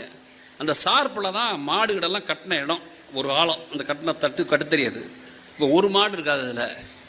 அந்த மாடே இல்லாத தொழுவத்தை பார்த்து இந்த கிழவனுக்கு அப்படியே மனசு ஆடி போய் என்ன செய்வான், ஒரு கம்பை பிடிச்சிக்கிட்டு உடம்பு ஒரு குலுங்க அவனுக்கு குலுங்கும் அப்படி உடம்பு. அந்த வெறுமை, அந்த துக்கம் குலுங்கும். இது அந்த பையன் ஜன்னல் வழியாக பார்த்துருவான். சா தாத்தா அழுகுறான்டா அப்படின்னு நினச்சிக்கிட்டு இப்போ போவான். அப்பா அம்மா தாத்தாவை சாப்பிட சொல்லுமா அப்படிம்பான். சொல்கிறா நீ சொல்கிறா, தாத்தா சாப்பிட்டு போங்க தாத்தா மத்தியானம் போயிடாதீங்க அப்படிம்பான். சர்ற தம்பி அப்படின்னு பாருல. இவன் போய் படுத்தவன் தூங்கிடுவான். தூங்கி முடிச்சு பார்த்தா தாத்தா இருக்க மாட்டார். அம்மா எங்கம்மா தாத்தா, இல்லைடா சாப்பிட்டாரா ஊருக்கு போயிட்டாரா அப்படின்னு அம்மா சொல்லும். அப்பாட்ட போய் அப்பா நான் நாளைக்கு ஊருக்கு போகிறேன்ப்பா. ஆமாம் நான் தாத்தாவை பார்த்துட்டு வரேன்ப்பா அப்படிமா. எந்த தாத்தாடா? அதான் தாத்தா அந்த மாட்டுக்கார தாத்தா. கதையை ஒன்றையும் கவனிக்கணும். சரி போய் பார்த்துட்டு வா. ஏப்பா அவர் என்னப்பா சொல்லி கேட்குறதுமா? இல்லை அதுவே திருண்டு ஒரு 4 பேர் இருப்பாங்க, அதில் போய் நீ மாட்டுக்கார தாத்தா காட்டுறா, எல்லாம் வீட்டை காட்டுவாங்க அப்படின்னு போவான். போனால் ஒரு ஓலை வீடு, ஓட்டையாக இருக்கும் கூரை, மூங்கில் பத்தல், உள்ளார எட்டி பார்த்தா ஒரு கைத்து கட்டில், ஒரு மண்பானை. வீட்டை பார்த்தாலே தெரிஞ்சிடும் பொம்பளை இல்லாத வீடுன்னு. நீங்கள் பெண் இல்லாத வீடு எப்படி இருக்கும்? பாலகுமரன் கவிதை தெரியுமா? நீர்க்கோலம் காணா நிலப்படியும், நெளிந்தாடு சேலை இல்லா துணிக்கொடியும், மலர விட்டு தரைவதற்கும் பூச்செடியும், உன்னை போலே வளர்கிறது அவள் இல்லாமல் என்று பாலகுமரன் கவிதையில் சொல்லியிருப்பான். பொம்பளை இல்லாத வீடு எப்படி இருக்கும்ட்டு. இவர் பார்த்துட்டு தாத்தா பாவம்டான்னு நினச்சிக்கிட்டு இருக்கும்போது தாத்தா வருவார். இவர் வந்த உடனே தாத்தா அம்மா ஏன்டா நீ எங்கடா இங்கே வந்த, நாளைக்கு ஊருக்கு போகிறேன்னே அப்படிம்பார் இவர். இல்லை தாத்தா உங்களுக்கு கொஞ்சம் பணம் கொடுத்துட்டு போகலான்னு வந்தேன் தாத்தா. அம்மா எனக்கு எதுக்குறா தம்பி பணம்லாம் அப்படிம்பார். இல்லை தாத்தா வச்சுங்க தாத்தா, நீங்கள் இந்த பணத்தை வச்சு ஒரு 4 மாடு வாங்கி வளங்க தாத்தா அப்படிமா. தம்பி எனக்கு வேணாண்டா தம்பி அப்படிப்பார் இவர். தாத்தா சொல்கிறேன்ல நான் தானே தர்றேன் வாங்க அப்படிமா. டேய் வேணாண்டா, இந்த வேண்டாம்ல 2 வேண்டாம் இருக்குது தெரியுமா உங்களுக்கு? வேணும்னு நினச்சிக்கிட்டே சொல்கிற வேண்டாம் ஒன்று இருக்குது, வேண்டாம்னு சொல்கிற வேண்டாம் ஒன்று இருக்குல்ல. இது உண்மையாக வேண்டான்னு சொல்கிற வேண்டாம் சொன்ன உடனே இவர் என்ன செய்வார், தாத்தா நான் சொல்கிறேன் நீ கேட்கணும், இந்த பணத்தை எடுத்துங்க வாங்க மாடு வாங்கி வளங்க. அவர் முழிச்சவன் தாத்தா நீ இடம் இல்லைன்னு நினைக்காதீங்க, நம்ம வீட்டு துளவு சும்மா தானே கிடக்க கிட்ட தெரியும், அவர் வளங்க தாத்தா அப்படிமா. தம்பி வேணாண்டா தம்பி, கிளைமேக்ஸ் தான், வேணாண்டா தம்பி பாரு. தாத்தா நான் சொல்கிறேன் இந்த பணத்தை வாங்குங்க 4 மாடை வளங்க அப்படிமா. இவர் சொல்லுவார், தம்பி எனக்கு வைத்தியம் தாண்டா தெரியும் வளர்க்க தெரியாதராம் பாரு. ஒரு மாட்டு வைத்தியர் அவர். எனக்கு வைத்தியம் தாண்டா தெரியும் வளர்க்க தெரியாதுன்னு பாரு. நான் மிரண்டு போயிட்டேன் அந்த கதையை படிச்சுட்டு. நல்லா கவனிக்க, இந்த நாட்டில் பெத்தவியலுக்கு வளர்க்க தெரியுது வைத்தியம் தெரியல, பள்ளிக்கூடங்களுக்கு வைத்தியம் தெரியுது வளர்க்க தெரியல. பிரச்சனை புரியுதா உங்களுக்கு என்னட்டு? இந்த நாட்டின் பல கட்சிகளுக்கு வைத்தியம் தெரியுது வளர்க்க தெரியல. இங்கே வளர்க்க தெரிந்த கட்சிகளுக்கு வைத்தியம் தெரியல என்கிற பிரச்சனைகள் புரிந்தால் தமிழ்நாட்டு அரசியல் உங்களுக்கு புரியும் என்பதை நான் சொல்லலாம்னு நினைக்கிறேன். இலக்கியங்களை கண்டால் மனிதன் மயங்குவான், மறக்காதீங்க. நான் அடிக்கடி சொல்கிறது, எனக்கு குழந்தையை கண்டா எப்படி மயங்குவான். என் பேரை ஒரு நாள் வந்தான் என்கிட்ட, தாத்தா என்னை டார்ச்சர் பண்ணுறாங்க தாத்தான்னா. எனக்கு இந்த டார்ச்சருங்கிற வார்த்தைக்கு ஸ்பெல்லிங் தெரியவே 10வது படி இருந்துச்சு. என்னடா யாரா உன்னை டார்ச்சர் பண்ணுறா அப்படின்னு. எல்லா அம்மா தான் தாத்தா அப்படின்னா. ஏன்னா இப்போ தமிழ்நாட்டில் அப்பாக்கள் தொல்லையை விட அம்மாக்கள் தொல்லை தான் ரொம்ப அதிகமாக இருக்குது பிள்ளைங்களை பொறுத்த அளவில். அம்மா தான் தாத்தா அப்படின்னா. என்னடா பண்ணுறாங்க அப்படின்னா, எப்போ பாரு படின்னு உயிர் எடுக்கிறாங்க அப்படின்னா. நான் சிரிச்சுக்கிட்டே, ஏன்டா இதுக்கெல்லாம் இவ்வளோ கோவப்படுற அப்படின்னு. உனக்கு என்னப்பா நீ ரிட்டையர் ஆகிட்ட ஜாலியாக இருக்கேன்னா சொல்லிட்டு சொன்னால், உன்னை பார்த்தா எனக்கு பொறாமையாக இருக்கு தாத்தா அப்படின்னா. என்னடாண்ணே எப்போ தான் நம்ம ரிட்டையர் ஆகுதுன்னு தெரில அப்படின்னா. எனக்கு இளைய நீ உனக்கு என்ன கல்யாணம் ஆகலை, படிக்கலை, வேலைக்கு போகல, என்னடா இப்போ ரிட்டையர்மெண்ட் பற்றி பேசுகிறேன்னு. அவன் என்ன செஞ்சான்ட்ட, சரி விடு அப்படின்ட்டு. இங்கே இருக்கிற அத்தனை பேர் சொல்கிறேன், இந்த புத்தக கண்காட்சி இவ்வளோ ஆயிரக்கணக்கான லட்சக்கணக்கான புத்தகம் வச்சுருக்காங்கல்ல, நீங்கள் குழந்தைய கூட்டிகிட்டு வந்துருங்க. ஏன் தெரியுமா குழந்தைய கூட வாங்குறீங்க வாங்கலை அதெல்லாம் வேறு விஷயம். நீங்கள் ஒரு முறை குழந்தைய கூட்டு வந்தால் பள்ளிக்கூடத்தில் 5 புத்தகத்தை பார்த்து பயப்படுற பையன் 1 லட்சம் புத்தகத்தை பார்த்துட்டான்னா ரிலீஃப் ஆகிடுவான். டேய் இவ்வளோ புத்தகம் வச்சுருக்காங்களா, நல்ல நல்ல பள்ளிக்கூடம் நம்ம 5 தான் படிக்க சொல்கிறாங்க, பிள்ளைங்க சந்தோஷமாகிறாங்க. மறக்காதீங்க தயவு செய்து. விளையாட்டு நான் சொல்ல, நிஜமாவே சொல்கிறேன். இவ்வளோ புத்தகம் எழுதி வச்சுருக்காங்களா, ஏ அப்பா நம்ம ஸ்கூல் நல்ல ஸ்கூல்ரா, வாத்தியார் 3 தான் படிக்க சொல்கிறாரு, சந்தோஷமாக இருப்பான்ல. நீங்கள் பிள்ளைகள்கிட்ட பேசுறது இருக்குல்ல, அது பெரும் அழகு, பெரும் அழகு. இன்னும் உடனே செஞ்சு சமாதானப்படுத்தி, என்னடா அது இவ்வளோ டார்ச்சர் பண்ணுறாங்கிற, தாத்தா எனக்கு ஒரு கதை சொல்கிறியா தாத்தா அப்படின்னா ஒரு நாள் என்கிட்ட. நான் சர்ரா அவனை சொல்கிறேன்டா அப்படின்னேன். ஆனால் சொன்ன கதையை சொல்லக்கூடாது, வேறு கதை சொல்லு அப்படின்னா. இதெல்லாம் நம்ம கொஞ்சம் போடுற கண்டிஷன். உண்மையாகவே சர்ரா சொல்கிறேன்டா அப்படின்னு சொல்லிட்டு நான் என்ன பண்ணேன், தம்பி உனக்கு நடிகர் மம்முட்டியை தெரியுமாடா அப்படின்னேன். தெரியுமே, படம் பார்த்துருக்கனே அப்படின்னா. அவரை பற்றி ஒரு கதை சொல்லிட்டு உனக்கு அப்படின்னேன். சொல்லு அப்படின்னா. நான் நடிகர் மம்முட்டி ஒரு புத்தகத்தில் எழுதியிருக்கிறார், நீங்கள் வாய்ப்பு இருந்தால் படிக்கலாம். அதை அந்த புத்தகத்தில் அவர் ரொம்ப வேகமாக கார் ஓட்டுற பழக்கம் உள்ளவரான். ஒரு நாள் திருவேண்டரத்துலேருந்து எங்கேயோ காரில் போயிருக்காரு கேரளாவில். அப்போல்லாம் அந்த பாலியல் குற்றச்சாட்டுலாம் வராத நேரம். அதனால் கேரளாவில் நடிகர்லாம் நிம்மதியாக இருந்த காலம் அது. என்ன காரில் போயிட்டு இருந்திருக்காரு. நடு வழியில் ஒரு கிழவாடி வயசான காரை நிறுத்திருக்காங்க. கதை சொல்கிறான், அதை மறந்துடக்கூடாது நீங்கள். நிறுத்தி ஐயா அப்படி இருக்க காரை மம்முட்டி நிறுத்திட்டாரு. கிழவாடைக்கு அது தம்பி என் மருமக பொண்ணுக்கு பிரசவமாக இருக்காங்க, டாக்டர்லாம் மேடையில் இருக்காங்க, ஆமாம் பிரசவமாக இருக்காங்க, பக்கத்து ஊருக்கு போகணுண்ணா, கொஞ்சம் ஹெல்ப் பண்ணுப்பா அப்படின்னு இருக்கான். மம்முட்டி காரை நிறுத்தி போய் அந்த கிழவாடி அந்த பொம்பளை பிள்ளைங்க அழைச்சிட்டு வந்த உடனே பேக் சீட்டில் படுக்க வச்சு கிழவனை தூக்கி முன்னாடி உட்கார வச்சுட்டு இவர் ட்ரைவ் பண்ணிட்டு போய் பக்கத்து ஜிஹெச் இருந்த ஹாஸ்பிட்டல் நிறுத்தி அட்மிட் பண்ணியிருக்காரு. அட்மிட் பண்ணி அங்கேருந்து நர்ஸெல்லாம் ஓடி தஞ்சாவூர் ஆஸ்பத்திரி மாதிரி இல்லை. தஞ்சாவூர் ஆஸ்பத்திரியில் இப்போ மா சுப்பிரமணியம் நடந்து போனார்னா ஹாஸ்பிட்டலில் டாக்டரே காணும். அதெல்லாம் பார்த்தீங்களா நீங்கள்? பல ஹாஸ்பிட்டலில் டாக்டரே இல்லை. மாசு மிரண்டு போயிடுறாரு. அவர் வாக்கிங் போகிறவர் அதோட பிரேக் ஆகி போகுது. வாக்கிங் அவருக்கு போய் ஹாஸ்பிட்டல் அழைச்சிட்டு போயிடுறாங்க, உள்ளார அழைச்சிட்டு போயிடுறாங்க. போனால் பொண்ணு உள்ளார போயிடுறா. போன பிறகு மம்முட்டி அவர் வேலையை அவர் பார்க்கணும்ல. நான் சிம்பிளாக கதை சொல்கிறேன், அதை மாத்திரக்கூடாது. புறப்படும் போது கிழமை ஐயா வணக்கம் தம்பி அப்படிங்கிறான். மம்முட்டியும் ஐயா வணக்கம் அப்படிங்கிறாரு. சரி தம்பி போயிட்டு வாங்க. இவர் மம்முட்டிக்கு ஒரே கிறுகிறுதாகி போச்சு. நம்ம ஒரு பெரிய பாப்புலர் ஹீரோ, மலையாளத்தில் நம்ம ஒரு பெரிய முடிசூடா மண்ணேன், நம்மளை அந்த கிழட்டு பேருக்கு தெரியாமல் போயிட்டு வான்னு கும்பிட்றானே அப்படின்ட்டு வெளிச்சத்தில் பின்னுக்கிட்டு சரி தம்பி வரட்டுங்களா அப்படிங்கிற. ஐயா வரட்டுங்களா ஐயா அப்படிங்கிறார். அப்பவும் கிழமை யாருன்னு தெரியாமல் ரொம்ப நன்றி தேவி போயிட்டு வாங்கன்றான். மம்முட்டி வெக்கத்தை விட்டு யோ நான் தான் மம்முட்டி பாப்புலர் ஹீரோ ஐயா மலையாளத்தில் அப்படிங்கிறார். கிழமை தம்பி நான் படமே பார்க்கறதில்ல தம்பிட்டான். உங்களுக்கு பிரச்சனை இந்த புகழில் இருக்கவங்க சிக்கல் இங்கே தான் இருக்குது.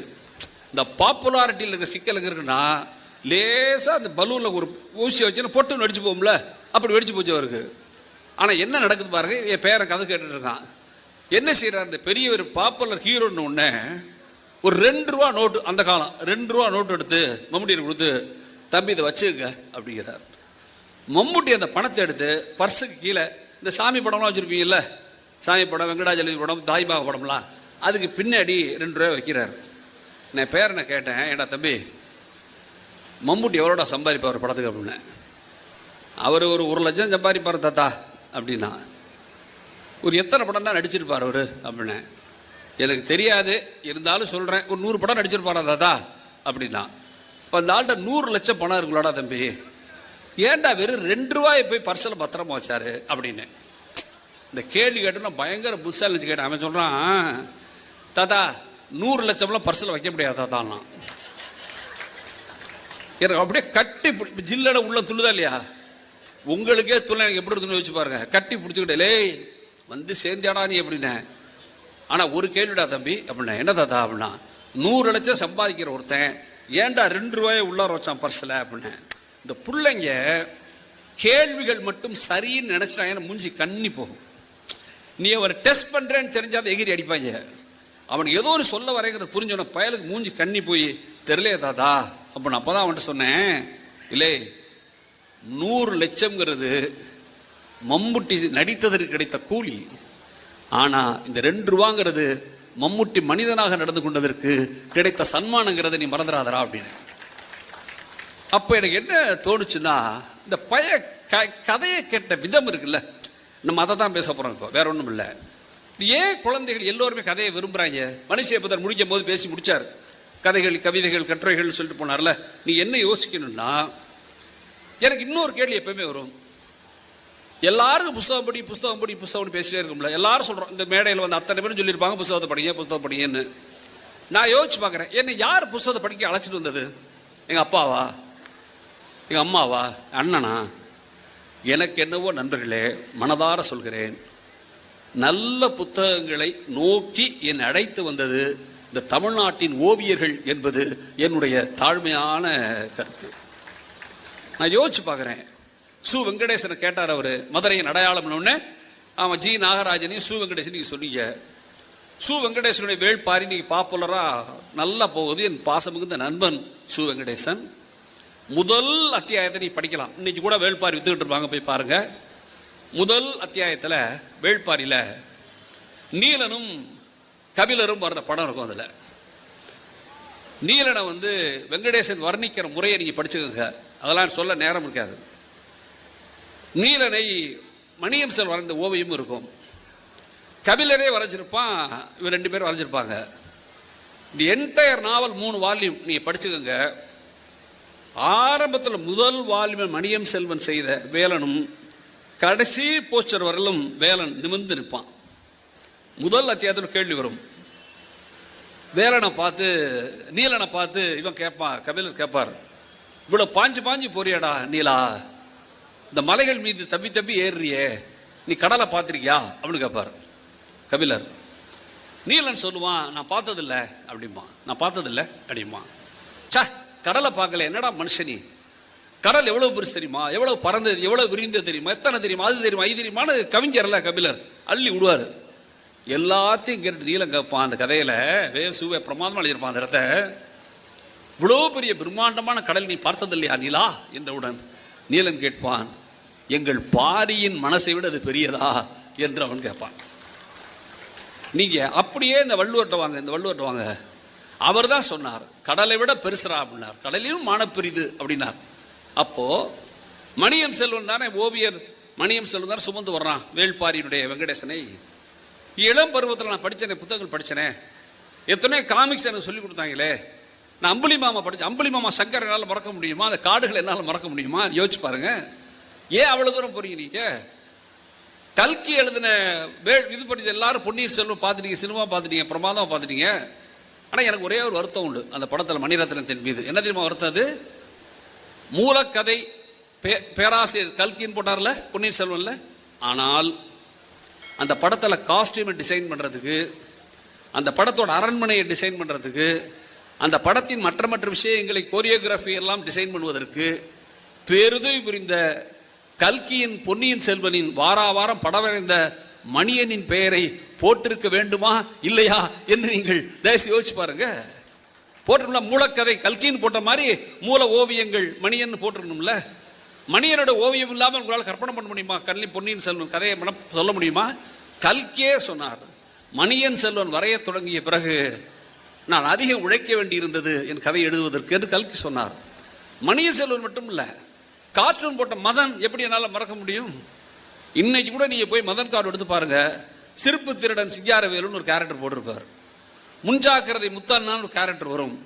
இந்த கேரக்டர்லாம் கிட்டத்தட்ட வடிவேல் சொல்லுவான் பாருங்க, ரேஷன் கார்டில் பேர் சேர்ந்துருச்சுன்னு, அந்த மாதிரி கேரக்டர் மாதம் உருவாக்கி காட்டினார்ல. வாஷிங்டனில் திருமணம்னு சாவி ஒரு தொடர் எழுதினார், சின்னோண்டு புத்தகம். அது கதையை இப்போ படிச்சிங்கன்னா கூட கொஞ்சம் போர் கூட அடிக்கும் உங்களுக்கு. அது இப்போ இருக்கிற தன்மைக்கு அந்த கதை கொஞ்சம் போர் அடிக்கும். ஆனால் வாஷிங்டனில் திருமணத்திற்கு கோபுல் வரைஞ்ச படம் இருக்குல்ல, உங்களால் மறக்கவே முடியாது. நாளைக்கு நான் சொன்னேன்னு பாருங்க, அமெரிக்காவுக்கு போயிடுவாங்க இங்கேருந்து ஒரு குடும்பம், அங்கே போய் கல்யாணத்துக்கு அரேஞ்ச் பண்ணுவாங்க. அப்போது அப்பளம் போடுறதுலேருந்து ஆரம்பித்து எல்லாம் அந்த மாமிகள்லாம் செஞ்சுக்கிட்டு இருக்கோம். அப்பளம் போடுற மாமி, துணி துவைக்கிற மாமா, எல்லாரும் செஞ்சுக்கிட்டு இருப்பாங்க. அமெரிக்காக்காரன் ஃபுல்லாக கேமரா வச்சுட்டு ஃபோட்டோ எடுத்துகிட்டு இருப்பான்ல, அதை வரைஞ்சிருப்பார் கோபுலு. 30 பேர் அந்த கதையில் சொல்லப்பட்டால் 30 மூஞ்சியை சின்ன சின்ன கோடுகளால் கோபுலு வரைந்த படம் அந்த கதை என்பதை நீங்கள் மறந்துட முடியாது. ஓவியர் ஒன்றும் சாதாரணமானவர் அல்ல. ஏன் சொல்கிறேன்னா, ஒரு பக்கம் நான் வந்து குழந்தைய சொன்னேன், ஒரு பக்கம் பேரழகா ஓவியத்தை சொல்கிறேன்ல, இது ரெண்டையும் பாரதி நினைச்சான்.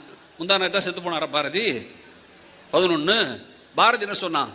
பெண் குழந்தையை பார்த்து விட்டு பாரதி சொன்ன வார்த்தை என்ன? பேசும் பொற்சித்திரமே அப்படின்னா. நீங்கள் நல்லா கவனிங்க, ஒரு பெண் குழந்தையை பார்த்து சொன்ன வார்த்தை அது. சித்திரமே ரொம்ப அழகு, நான் சொல்லிட்டேன். அதை அதுவும் பொன்னால் செய்திருந்தால் அந்த சித்திரம் இன்னும் பேரழகு. அது பேசினா என்ன அழகு என்று பாரதி பேசுகிறான். எனக்கு இந்த ஓவிய வரலாற்றில் ஓவியர் ஆதிமூலம் ஒரு தனித்த இடத்துல உட்கார்ந்தார். என்னுடைய புத்தகம் ஊர் வரலாறு ஆனந்தவுடன் சால் விற்பாங்க நினைக்கிறேன், முடிஞ்சால் வாங்கி படிச்சுக்குங்க. அதில் ஓவியர் ஆதிமூலம் பற்றி என்னுடைய கட்டுரை ஒன்று இருக்குது. கோடுகளின் ஆதியும் வண்ணங்களின் மூலமும் என்று நான் தலைப்பு வச்சிருக்கிறேன். ஆதிமூலத்தில் வச்ச தலைப்பு என்ன? கோடுகளின் ஆதியும் வண்ணங்களின் மூலமும் என்று நான் தலைப்பு வச்சிருப்பேன். ஆதிமூலம் தான் தமிழில் புத்தகங்களுக்குள்ள இப்போ காட்டினார் பாருங்க, மனுஷபுத்திரன், கு அழகிரிசாமி கதையில் இருந்த அட்டப்பட ஓவியம்லாம் இருக்குல்ல, இந்த மாதிரி நவீன ஓவியங்களை கொண்டு வந்து புத்தகங்களுக்கும் பத்திரிகை தந்தவன் ஆதிமூலம். கைத்தட்டுங்க, கைத்தட்டுங்க. நான் விளையாட்டு கைத்தட்டு சொல்லல. இந்த மதுரையில் தான் காந்தியினுடைய போஸ்டர்ஸ் 100 விதமான உருவங்களை வரைஞ்சி எக்ஸிபிஷன் வச்சார். காந்தி நூற்றாண்டு இந்தியாவில் கொண்டாடப்பட்ட போது பெருமையோடு தமிழன் சொல்லிக் கொள்ளலாம். காந்தி கொண்டாடியதும் தமிழர்களை மறக்காதீங்க. நான் அதிகம் நேசிக்கும் மக்கள் தமிழர்கள் என்று காந்தி மிக தெளிவாக எழுதினார். காந்தி தன் வாழ்வின் பேரழகாக தான் அணிந்திருந்த தார்பாச்சி கண்ண வேஷ்டி, போட்டிருந்த பெரிய தொலை சட்டை, தலையில் சுற்றியிருந்த முண்டாசு அத்தனையும் தூக்கி எறிந்து விட்டு அரையாடை என்கிற பேரழகோடு நின்றது உங்கள் மதுரையில் என்பதை நீங்க மறந்துட வேண்டாம். அந்த காந்தியினுடைய 100 ஓவியங்களை ஆதிமூலம் வரைகிறார் சார். சின்ன சின்ன படங்களா இங்கே தான் வைக்கிறார். காந்தி மியூசியத்தில் எக்ஸிபிஷன் விற்கல. தமிழை மாதிரி மோசமானவன் எவனும் இல்லை. நல்லதை ஆதரிக்க கூடாதுன்னு சத்தியம் பண்ணவங்க நம்ம ஆளுக தான். அப்புறம் மெல்ல மெல்ல மெல்ல முடிச்சுக்குவாங்க. அதான் பிரச்சனை.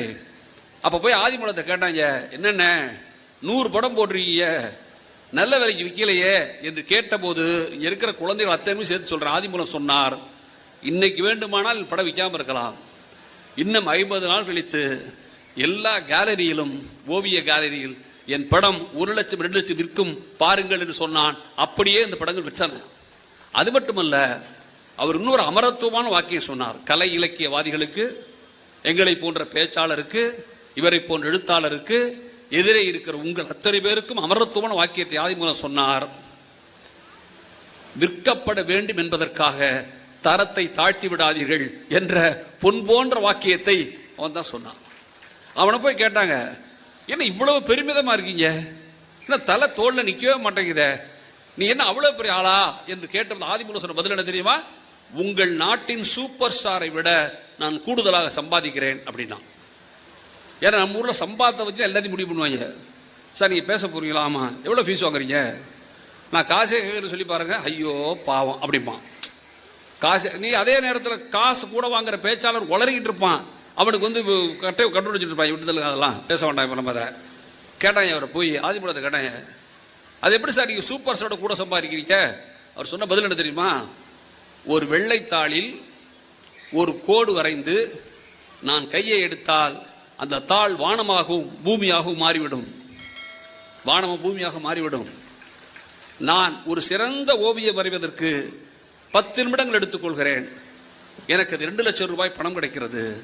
உங்கள் நாட்டில் எந்த சூப்பர் ஸ்டாராலும் 10 நிமிடங்களில் 2 லட்சம் சம்பாதிக்க முடியாது. தைரியமாக பேசிய ஓவியர் ஆதிமூலம் தான் தமிழில் கொண்டு வந்து சேர்க்கிறான். ஓவியர் ஆதிமூலம் பளீர் என்று வெளிப்பட்டது கி ராஜாவுடைய கதைகளில் தான். நீங்கள் நாளைக்கு போய் வாங்க புத்தகத்தை. கோபல்லபுரத்து மக்கள், கரிசல் காட்டு கடுதாசி மாதிரி புத்தகங்களில் ஒரு பக்கத்தில் கதை இருக்கும், கீரா கதை, அந்த பக்கத்தில் அவன் படம் இருக்கும். ஆதிமூலம் படம் பற்றி கீரா சொன்னது அற்புதமான வாக்கை. அவர் படம் போட்டு ஜமாய்க்கிறார், நான் கதையை எழுதி ஜமாய்க்கிறேன் என்று அவர் சொன்னார். ஜெயகாந்தனோட படம் ஒன்று வரைஞ்சார் ஒரு முறை ஆதிமூலம். ஜேகேவோட படத்தை அப்படி மீசை வச்சு அந்த முடியெல்லாம் அப்படி தொங்குற மாதிரி போட்டு நீளமான சட்டையை போட்டு இப்படி கன்னத்தில் ஜெயகாந்தன் கையை வச்சுட்டு உட்கார்ந்துருப்பார். அப்படி ஒரு ஓவியம் இருக்குது ஆதிமூலம் வரைஞ்சி ஓவியம், எடுத்து பாருங்க. இப்போ ஜெயகாந்தன் இந்த ஓவியத்தை காட்டி, அண்ணே ஆதிமூலம் உங்களை பற்றி இப்படி ஒரு படம் வரைஞ்சிருக்காரு, நீ என்ன நினைக்கிறீங்க? ஜெயகாந்தன் சொன்ன பதில் தெரியுமா? அந்த கையை எனக்கு எடுக்கவே தோன்றவில்லை என்று ஜெயகாந்தன் பதில் சொன்னார். நீங்கள் கீராவோட ஓவியம் சாதாரண ஓவியம் இல்லை, குழந்தைகளுக்கு சொல்கிறேன்லாம். நீங்களாம் டாக்டரு. இந்த நாட்டு சமஸ்தான மன்னர்களை பற்றி ஓவியம் வரைஞ்சார் ஆதிமூலம். சமஸ்தான மன்னர்களை வரையும் போது பார்த்தீங்கன்னா அப்படியே இந்த உடையெல்லாம் ஜிலு ஜிலு ஜிலுன்னு இருக்கும்.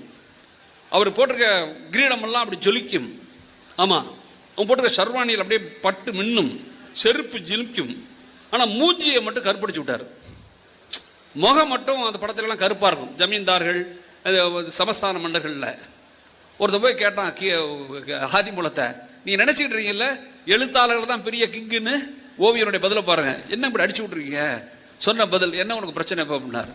என்னடா அப்படியே உடையெல்லாம் ஜொலிக்குது, கிரீடம் மினுமினுக்குது, செருப்பு கூட டாப்பாக இருக்கு, மூஞ்சி என்ன கருப்பிடிச்சு விட்டீங்க? நான் சொன்னார், அப்போ உடை ஜிலு ஜிலுப்பாக இருக்கு, செருப்பு சூப்பராக இருக்கு, கிரீடம் டாப்பாக இருக்குன்னா அந்த மன்னர்கள் கப்பம் கட்டி வற்ற வளத்தால் செய்தது.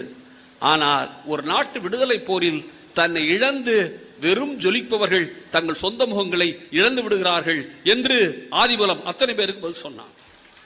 எனக்கு அப்போ இந்த அழகுன்னு சொல்லுங்க. இன்னொன்று சொல்லிட்டு சொல்றேன், கதைகளுக்கு படம் போட்டதில் ஆதிமூலம் ஓவியங்கள் தனி சிறப்பாக நிற்கும். இந்த எளிய மனிதர்களை புரிந்து கொள்வதற்கு பேரிலக்கியம் பயன்படுத்த அடிக்கடி சொல்லுவேன். எளிய மனிதர்கள் யார் சார் அவன்? யார் எளிய மனிதர்? யார் அவன்? XY Z. என் பார்வையில் எளிய மனிதன் என்பவன் இந்த பூமியை போன்றவன். நான் சொல்ற நல்லா கவனம் வச்சுங்க. பூமியை போன்றவன். இந்த பூமி இருக்கே, இது தன்னைத்தானே சுற்றி சூரியனும் சுத்துது. கரெக்ட் தானே? தன்னைத்தானே சுத்திக்குது, சூரியன் சுத்துது. உங்க யாருக்காவது தெரியுமா சுத்துதுன்னு?